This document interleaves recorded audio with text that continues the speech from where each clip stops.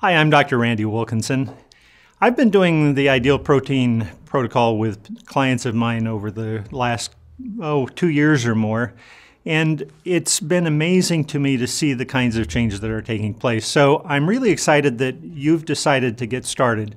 And over the next little bit, we're going to talk about what Ideal Protein is, what it's all about, why it works so well, etc. But one of the things that I thought we might start with is just to go through a few pictures that sort of give you an idea of what's possible for people to achieve.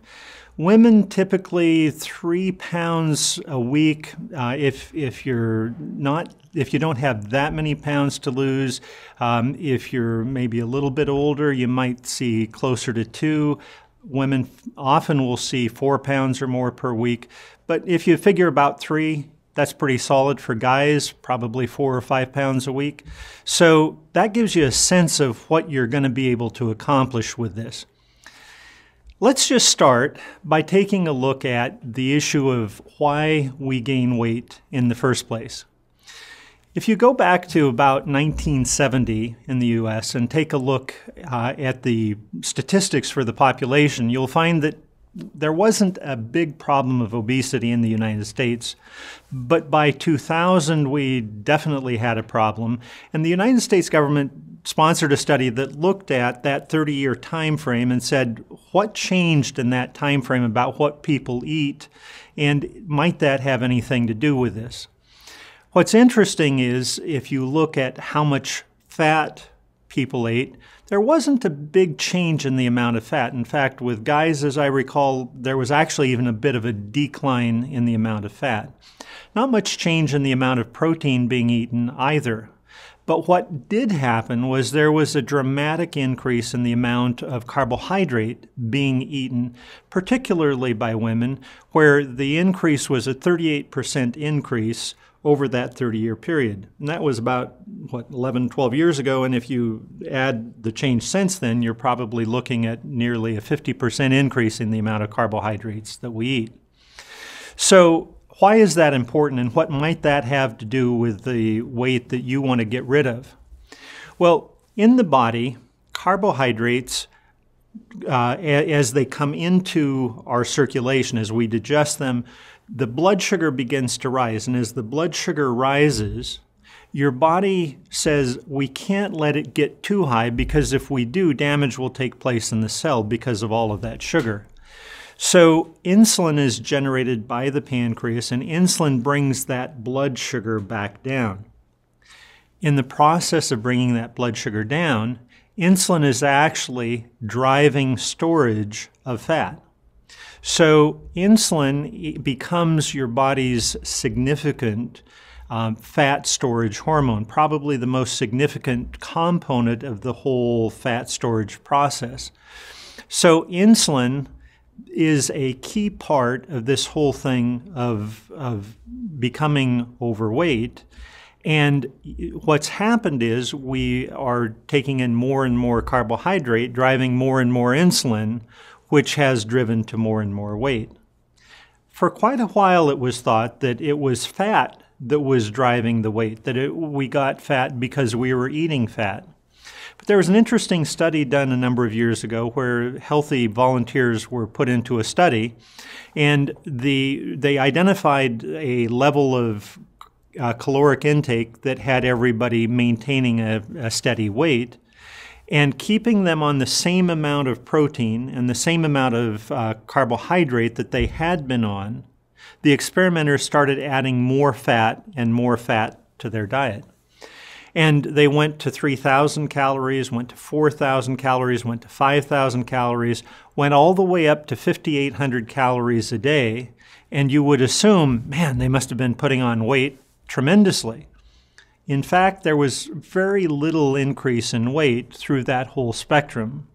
And what it tells us is that weight isn't driven strictly by the fat we eat, but it's by the fat combined with the carbohydrate, and especially with that trigger of the carbohydrate driving insulin and driving our weight gain. So how do we lose weight? That's what we want to do now, right? Well, if you want to lose weight, The first thing you have to do is you have to cut the amount of calories that your body is getting. If your body can take the food you're eating and have enough to do all of the things it needs to do, it's going to leave the fat in storage, because fat is your body's savings account. It's kept for the rainy day. It's kept for the time that you might need it sometime in the future as your energy supply. And if you're starving, okay, let's go ahead and pull the fat. But until then, your body wants to operate on the basis of the carbohydrates in the diet and leave the fat in storage. So in any diet, the approach is to cut the amount of calories to where you have to get calories from your reserves. But here's the important thing for you to understand. In most dietary approaches, if you think about having, let's say you're eating this much fat, this much protein, this much carbohydrate, you're generally advised to say, okay, let's take all of those things and let's just, cut it in half, let's say. And you've done that to all three of those food components. Now, the problem with that comes along this track. First of all, if you think about the carbohydrates, yes, you've cut the amount of carbohydrates, but you're still getting quite a bit of carbohydrate. In fact, one of the popular diets says if you're hungry on this diet, the thing to do is to go ahead and eat an apple, because the apple is good nutrition, no question, that's true, it is. But that apple is going to cause a rise in blood sugar, because that's what apples are. There's a lot of sugar in that apple. And so as the blood sugar rises, you've been on a fat burning mode. You've been wanting to burn fat, but suddenly as that blood sugar rises, your insulin rises to bring that blood sugar back down. And as your insulin comes on, guess what? Your fat burning mode goes into a fat storage mode. With that higher insulin, you stop the process of burning fat, and you are temporarily sidetracked from the weight loss. So that's one of the problems with not taking the carbohydrate down low enough. Another of the problems is that on that lower calorie diet that you're on, you're particularly susceptible to the insulin. As the blood sugar came up and the insulin came to bring that blood sugar back down, you can get into a hypoglycemic state. And if you get down into a lower blood sugar level, now you become lightheaded, you become fuzzy, you become irritable, and most of all, you become hungry. You become obsessed by food, and you're waiting until that next meal, sort of hanging on by sheer grit, until you can get that next meal, which again, because of the amount of carbs, tends to cause a rise in blood sugar, which causes the insulin, and you're in and out of the hypoglycemia on an ongoing basis. People on those kinds of diets will tell you that they're constantly obsessed by food, they're hungry, and it's only by sheer determination that they make it from day to day. What we want is a diet that keeps you from being hungry on an ongoing basis. When it's time to eat, sure, you're going to be hungry, but not with this obsession with food, the ability to kind of forget about food and move on with life. So that's another of the problems with that carbohydrate still being at the level that it is. So what we want to do with the approach we're going to take is we're going to take the carbohydrate even lower than what you might otherwise think of. We're going to take it from a typical day that you probably have been used to, maybe 225, 250 grams of carbs. We're going to bring that down to keeping you under 40 grams and maybe significantly under that on a day-to-day basis. And by doing that, we're going to see a number of good things happen, and we'll come back to that in a minute. So the next piece of this is looking at the fat. Now, if you've cut the fat in half, that's great. That's that many fewer calories that you're taking in. But what you really want to do is to be pulling fat out of the tissue and burning that fat on an ongoing basis. The fat that you have coming down the hatch from the latest meal is going to tell your body, oh, hold off, we don't need to pull fat from the tissue. We just got this fat in from the meal, and it's going to result in not losing your fat quite as quickly as you might. So we tend to want to go just a bit lower on fat than what you might have been used to in the normal situation, the typical diet. In the third category, as we described it, the protein has been dropped in half as well. Now, the problem with dropping protein in half, first of all, is that protein never made anyone fat. Protein isn't part of that fat creation process. But more importantly, by bringing the protein down, we're not getting the amount of protein that the body needs on an ongoing basis to do its normal function, to keep the body in a healthy form for all the reconstruction projects going on in the body, for the enzymatic actions, the enzymes that the body needs, a variety of things that come from the protein intake that we have. And so by having cut the protein in half, we can create a problem for ourselves, because when the body says, okay, let's see, I needed to digest or to have the amount of protein I've been used to, but it's been cut in half. Now where can I get that? Your body will go to the muscle or organ tissue in your body to get that protein, to accomplish what it wanted to do. We don't want that to happen. And so what we're going to do is we're going to keep the protein at the normal level. Okay? So our goal in the ideal protein diet is to keep the protein at the normal level, fat quite low, and carbohydrates especially low, so that we can set the insulin at a quiet, meandering background level. Okay? So the question becomes, how do we keep the protein at a normal level and keep the fat at a low level? Because if you think about it, the protein and fat typically come connected. The meat that you would eat typically has a fair bit of fat combined with it. And so if you're trying to keep the protein at the level that you want it to be, the fat kind of got dragged along with it. Or if you got the fat down to the level that you want to limit it to, then you can't keep the protein where you want it. And so you need to de-link the fat and the protein so that you can keep the protein at an adequate level. That's where ideal protein comes in, because what ideal protein has done in the 50 or more different kinds of foods that you can have from ideal protein, what's happened is the fat and carbohydrate have sort of been largely de-linked from the protein, and you're going to be able to keep the protein high and the fats and the carbs low. We'll come back to that shortly. So our goal then is a low carb, low fat, and normal protein level. We're not looking for a high protein level. We're just looking to have it at the traditional recommended level for your day-to-day consumption of protein. A rule of thumb you can use is to take your ideal body weight in pounds, divide that in half, and that's about the number of grams that you should have on a daily basis of protein. So if your normal ideal body weight should be about 150 pounds, 75 grams of protein a day is a good level to have. And with the ideal protein program, you'll be getting 75, 80, 85 grams or so of protein a day.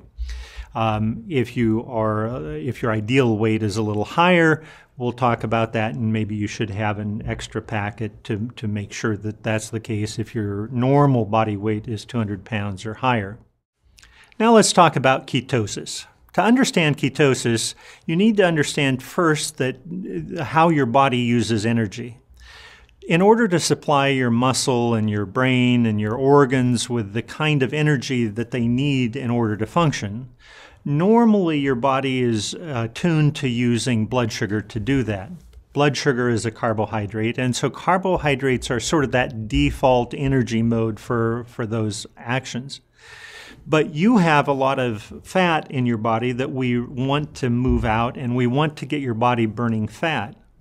Now, the good news is that the body has the ability to burn fat as well as to burn the carbohydrates. But the fat, especially the fat that it has stored, it sees sort of as a savings account. It sees as something that it wants to save in case you run out of food sometime and you're starving, that you can use that for energy at that point in time. So what we want to do is to convince the body, instead of burning carbohydrates, to focus on burning fat 24/7 as long as you're on the diet, in order to get the weight loss as quickly as we can. So that's our goal. And how do we get the body convinced to move from burning carbs to burn the fats? Well, it's sort of like if the fat is the savings account, your body's not going to break into it until it sees that the checking account is empty. How does that happen? Well, if you were to go out for a jog right now and you were to jog 5 miles, your blood sugar would begin to drop. And as your blood sugar begins to drop, your body is saying, hey, I need some more fuel to keep running, but you only had so much blood sugar in the blood. You also have a supply of what's called glycogen. Glycogen you can think of sort of as a jelly, if you will, that's tucked away in the liver and in your muscle, and it can be drawn on by your body for fuel if needed. So if you sort of think of the glycogen as being in a tank, and when your blood sugar starts getting low, your body starts to pull from this tank, and it draws that tank down a little bit to finish your jog. Next meal comes along and your body fills that tank back up, and from day to day it'll pull it down, it'll fill it back up, and this glycogen supply is going to more or less keep you on an even keel from day to day. When you start the Ideal Protein program, what you're going to find is that because your carbs are so low, your body is going to say, well, let's see, we don't have enough blood sugar to keep going right now, so we're going to go ahead and start emptying the glycogen tank, and we're going to fill it up with our next meal. Next meal comes, and there's not much carbohydrate there, and that carbohydrate level, the glycogen level in the tank, keeps getting drawn down over the course of the first few days on your diet. And our goal is to empty that glycogen tank, the checking account, if you will, and when that glycogen tank gets empty, your body is going to say, well, I need to start burning some fat as a primary source of fuel for the activities my body needs. And that's what happens. The fat is broken down, shipped to the liver, and the fat is converted into what are called ketone bodies. Those ketone bodies circulate throughout your body and become the fuel for the cell to carry on its activity. And because as those ketones circulate through your body, it's why the process is known as ketosis. So we're shifting from burning blood sugar or glycolysis into burning the fat, which is ketosis. Now, the process of getting from the current glycolysis, or the way your body is now functioning, and getting into ketosis, as I said, takes a few days. And that process for some people can be a little tough. What I mean by that is you may find that you feel kind of flu buggy. You may feel kind of wiped out. You may feel just not the greatest, maybe headachy. And that's not unexpected. Now, it's not everybody that has that. Probably 1 in 3 have a little trouble moving into ketosis. And if you're one of those 1 in 3, if you just sort of are planning on it, and yeah, you do have that happen, then you don't worry about it. For a few people, it can really be kind of troubling, but if you hang with it, what happens is about day 4 for most people, day 4, day 3, day 5, but probably on average about day 4, what happens is people will often say, well, you know, I woke up on Thursday morning and I woke up an hour early and I was clear-headed, I was energetic, I feel good. And that feeling good is the usual picture for those going into ketosis. Occasionally, maybe it'll take a little, it's a more gradual process of getting into ketosis, or a more gradual process of feeling that well-being associated with ketosis. But almost uniformly, people find that they're feeling much better as they're moving through that process of ketosis. So in order to stay in ketosis, what you need to do is to have too few calories or too few grams of carbohydrate for your body to be able to operate and to convert back into glycolysis. We want to keep you in ketosis. And what we find is that about 40 grams of carbohydrate a day is the maximum that you can have and still stay in ketosis. So the kinds of foods that you eat need to be low carb so that in eating those foods, you're still under that 40-gram limit. And we'll get into a little more detail about that, but what it really translates to is that the foods that have significant amount of carbohydrate are going to be off limits for the time that you're in this weight loss process.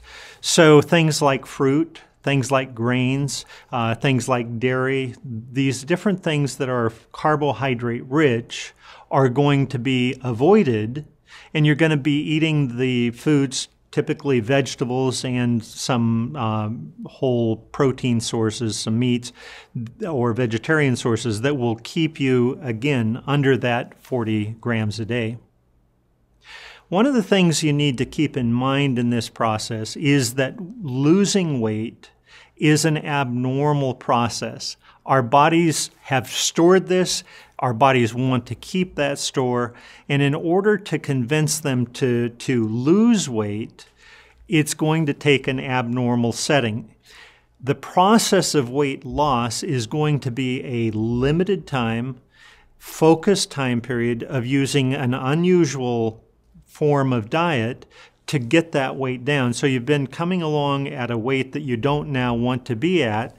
You're going to be on a diet that allows you to lose the weight consistently and rapidly, and then to get off of the diet and to move forward with a healthy weight maintaining mode far into the future.